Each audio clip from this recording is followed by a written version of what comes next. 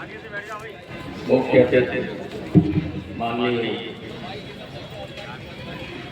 हमारे जौनपुर के सांसद बाबू सिंह कुशवाहा साहब, एटा के सांसद भाई देवेश ठाकुर जी,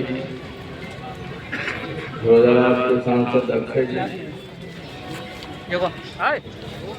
हमारे फिरोजाबाद के विधायक श्री मुकेश वर्मा जी, सर्वेश जी और इंजीनियर सचिन जी, पूर्व विधायक रामवीर सिंह जी,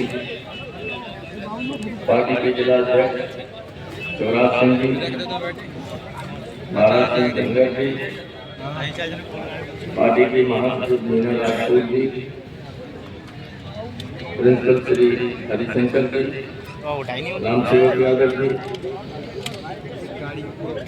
और मंच पर बैठे हुए सभी नेतागण, बहनों और भाइयों,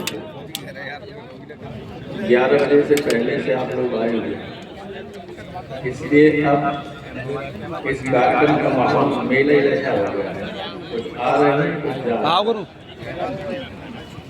बीजेपी से लड़ना है तो उनके बैठना सीखिए, वरना पिटते रहिए।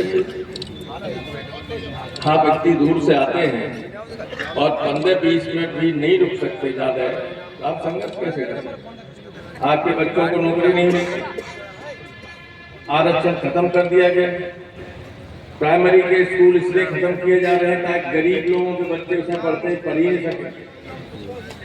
टीचर्स को दोबारा इम्तिहान देना पड़ रहा है हटाने के लिए, फिर नौकरी से कैसे हटाएं? तो ये साजिशें चल रही हैं। कॉन्ट्रैक्ट बेसिस पर सारी नियुक्तियां हो रही हैं जिनमें कोई आरक्षण नहीं, आउटसोर्सिंग से नियुक्तियां हो रही हैं, कोई आरक्षण नहीं। अगर रेगुलर नियुक्तियां हों तो कम से कम 27% ओबीसी को, 22% दलित को नौकरी तो मिले, वो भी तो। अब तो आईएएस में भी सीधे भेजने लगे जॉइंट सेक्रेटरी, तो देश का भविष्य बहुत ही खराब है।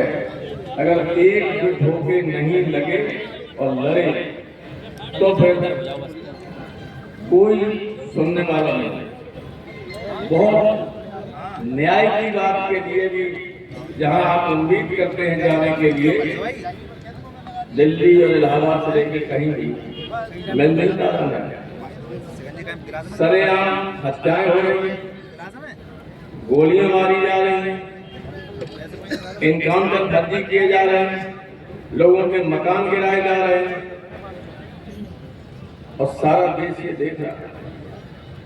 हालांकि आप लोगों ने, उत्तर प्रदेश की जनता ने लोकसभा के चुनाव में करारा जवाब बीजेपी को दिया, लेकिन इससे उन्होंने कोई सबक सीखा नहीं। अत्याचार और बढ़े लगातार। जो कोई नए आदमी जाता है जिले में, वो 2-3 लोगों के पैर में गोलियां मार देता है। मैं ये कहना चाहता हूं कि अगर समाजवादी पार्टी की सरकार आती है, प्रदेश की जनता आजिज है इसको बदलने के लिए, तो जितने फर्जी इनकाउंटर हुए हैं उन सबकी जांच होगी और दोषी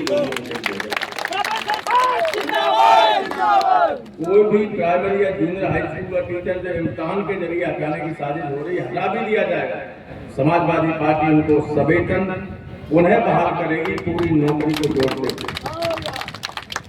अब एक और संकट लोगों के सामने खड़ा हुआ है। सारे देश में और खासतौर से उत्तर प्रदेश में जो गांव बसे हुए हैं, आप जानते हो, पहले कभी बंजर जमीन रहा करती थी, उसका मकान बना लिए, गांव बस गए, परिवार बड़े होते गए, बड़ा नाम होता गया। अगर आपके खिलाफ प्रधान है, वो कैसा जो सरकारी जमीन पर मकान बनाना, तो मतलब 50 साल से लोग रह रहे हैं, तो मकान गिराने का हमारी गवर्नमेंट बनी, तो जितने भी ग्रामीण इलाके में गाँव बसे हुए, जहां भी बसे हुए, उनकी जमीन का मालिकाना हक के कागज उन सारे लोगों को दिए जाएंगे जो उन पर बैठे हुए बसे। बहुत ही स्थिति खराब है। सारी